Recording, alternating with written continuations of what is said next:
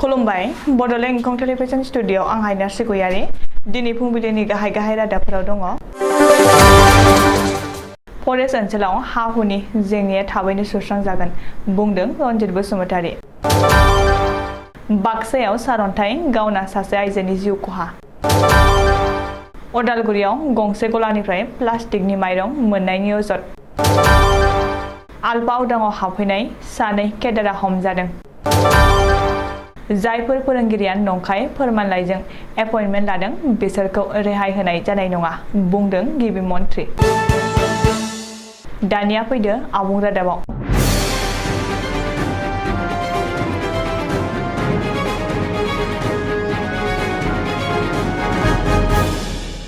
भारत उदांस्रिनि 75 बोसोर उननिफ्रायनो फरेस्ट ओनसोलाव रायजो जाबोनाय सुबुंफोरनि हा-हु जेंनाखौ आथिखालाव सुस्रांजाबोआखै।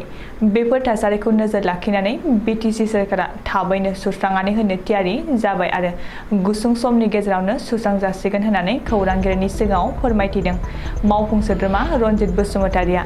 सिमा बारायनाय, गामि दानख'नाय आरो सोसननाय बायदियाबो थाबैनो सुस्रांजागोन। लोगोसे रन्जन दैमारिनि केसआबो थाबैनो सुस्रांजानायनि लामायाव दंसै होननानै गसाइगावनि एमएलए जिरन बसुमतारियाबो खौरांगिरिनि गेजेरजों बुंथिदों। नाथाय खेंसालियै बेसेबां सैथो बेफोरो उननि समावसो बेरखांगोन होननानै सानजायो। मानोना आथिखालाव बिटिआरआव कक्लाबारि समिस्थियाव उफ्रा बिसायख'थिनिबो बार बारगासिनो दं।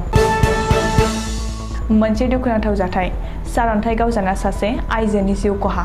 मख'जाथावदि मंगलबारखालि बेलासिनि 2 रिंगासो समाव बाक्सा जिल्लानि सालबारि महकुमा माइनाव बाजार खुस्राथारि गामियाव पदमी केरखाथियारि लोगोफोरजों खाथिनि दुब्लियाव ना गुरनाय समावनो हरखाबै अखा हानायजों फैफानाय सारअन्थाइ गावजाना दुब्लिबारियावनो जिउ गोमायो। सल'आव मिथिनाय बादिब्ला सारअन्थाइ गावजाना जिउ गोमानाय देबा केरखाथियारिनि बिसिया सासे 1.5 बोसोरनि उन्दै गथ'सा दंमोन होनना मिथिनाय जादों। जानाय लोंनायाव बयबो सांग्रां जा।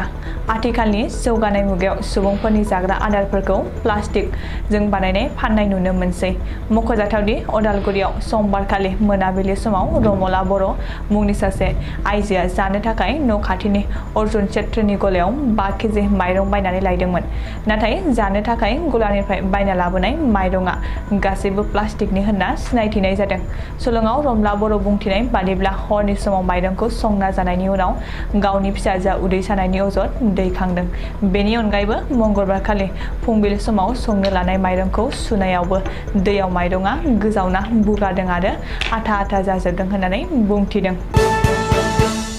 आथिखालाव फरेस्ट बड'आ दैदेननाय आलपा उदाङाव गोबां सुबुंफ्रानो गियाल'ना आयेन बेरेखायै सोर हाबफैबाय थानायनि खौरां मोनबाय थादों। मख'जाथावदि रैखाथि हानजाया मंगलबारखालि गोख्रों सिग्रोमनायनि गेजेरजों आलपा उदखारि हानजायाव हाबफैनाय सानै सुबुंफोरखौ स्रोद सुलुं मोननानै संदाननायनि गेजेरजों अरुणाचल प्रदेशनि तिराप जिल्लायाव हमनो हायो। सल'आव मिथिनाय बादिब्ला रैखाथि हानजाजों हमजानाय आलपा उदां उदखारि हानजानि सानै सुबुंफोरनि मुंफोरा जाबाय सुजित गगৈ आरो श्रीरामजुल बरुवा होनना मिथिनाय जादों।